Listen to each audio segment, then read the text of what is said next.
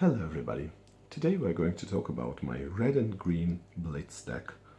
As you can see, this is a aggro deck, and the main idea of this deck is of course to cast a huge creature and then berserk it, or maybe double berserk it using forks and whatever you have, and maybe some burn.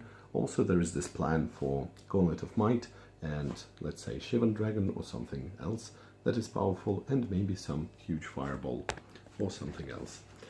So this deck is of course a little bit fragile, but if it works well then it can be very fast. There are ball lightnings, of course. I would like to have the fourth copy. Currently I don't have it, so I have to use the Djinn, which is a bit weird. But anyway, of course, the ball lightning is the card that gives you the explosiveness. And personally I had, as you can see, I don't have any Black Lotus. With Black Lotus it can be a turn 1 kill. Of course, if you go, for example, ball lightning, Mox and a land, then you can easily swing for 24. I did it on the third turn, I think, or the fourth one. But anyway, this can be extremely powerful. So, speaking of this Djinn, he is of course a funny guy, because he is a 6/3 and you have to flip the coin to decide whether he can attack or not. If you lose the coin flip, then he is tapped, but doesn't really attack. Then we've got Dragon Whelps. Might be a good idea to add another Dragon Whelp and maybe remove the Shivan, or maybe remove the Granite Gargoyle. But as for now, I think Dragon Whelps are pretty good. Of course, you should remember that if you make him 5/3, then he still lives. If you make him bigger than 5/3, then probably your opponent doesn't live, because this will be a very nice finisher, especially with the Berserk. So Dragon Whelp is very powerful. Shivan, of course, for me personally, is the most iconic creature. I don't have the Jusum, and Jusum has never been as important to me as Shivan Dragon. That's why you can see why Alpha Shivan Dragon is extremely expensive and one of the most desirable alpha cards. Of course, he's 5/5, and as if this wasn't enough, he can be pumped and he can easily kill your opponent if not blocked. Granite Gargoyle is an interesting card. Of course, it is very impressive how much toughness this card can have, especially if you've got Gauntlet of Might, and he is just a very good blocker. Sometimes can be enhanced with Berserks, but other than that, we also have the backup plan of using Earthquakes, and this card flies, so why not? Of course, there is the obligatory burn package for lightning bolts and for chain lightnings. Chain lightnings, I think, are still important, even though we've got forks, and very often it will mean that we have 11, as you can see, because there are 3 copies of fork, 11 burn 3 spells, because very often I would want to fork that copy, to fork this chain lightning and deal 6 damage, maybe to our opponent or maybe to that creature. Then there is a little bit of green. Of course, green is mostly there for Berserk, but we cannot circumvent such cards as Sylvan Library, because Sylvan Library is very good in such decks. In red and green, very often you would want to play this card aggressively, maybe take in 3 cards, losing 8 life or something similar, just to gain this needed tempo, this advantage, this explosiveness. So of course this card is always good, but here you definitely should play it aggressively. Regrowth can help us with the destroyed library, which happens quite a lot, or maybe Gauntlet of Might, or maybe some ball lightning on a burn spell. So this of course helps. So does Wheel of Fortune.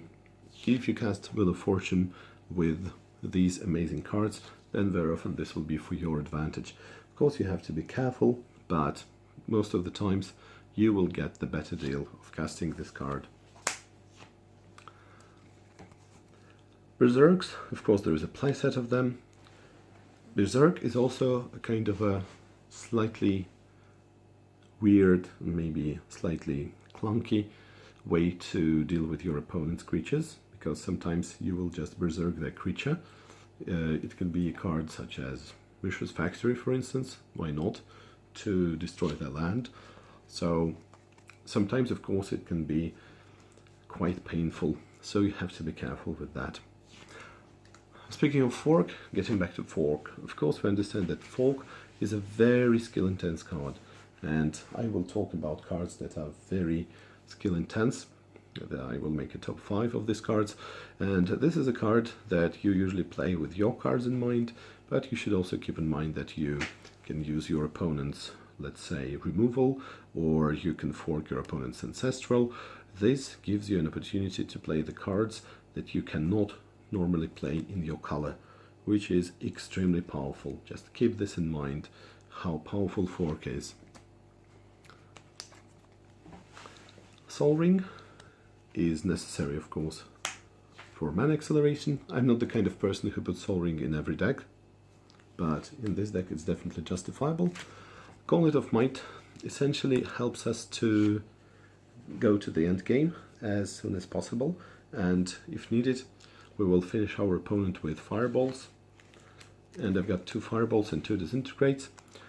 I know that most people prefer fireballs, but I like disintegrate just as much, because it will help me to get rid of my opponent's creatures if there is some reanimation, or maybe if it's a rook egg, or maybe if this creature can be regenerated. So personally I've had quite a lot of situations where disintegrate had some strict advantage over fireball. Of course fireball has the bonus of being able to be split, and of course this requires a lot of mana, and very often I will still want only one target for it. Then there is Strip Mine, my favorite tower one, Strip Mine. And if we go to the mana base, you will see that we've got 11 mountains, only 1 forest, 2 Moxen in the respective colors, and playset of Tiger, obviously,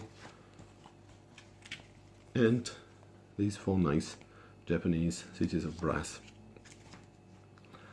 As for the sideboard, we've got an extra fork, shatters, and Red Elemental Blast, so these are just situational cards to deal with our opponent. Blood Moon is the same, and Earthquake in case our opponent plays a Weenie deck.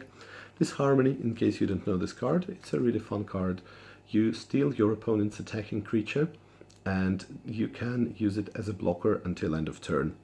Very often what this means is that using this card, you will use a combat trick and you will trade this card for 2 of your opponent's creatures. For instance, if there are 2 Mishras attacking, you steal one of the Mishras and block the Mishra that is attacking with your opponent's Mishra, and this will get rid of 2 of your opponent's creatures.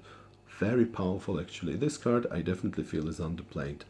I wouldn't include it in my main deck, but as a sideboard card I think it's just great. So overall this deck is not very powerful, even though the cards are quite good. It definitely requires some balancing, and it really depends on the matchup. Very often our opponent will be ready for this kind of a matchup, because they will have Maze of Ith, which will neutralize all of our nice berserks and some other combat tricks, if we can pull this off. And very often you will have to resort to the burn plan if needed.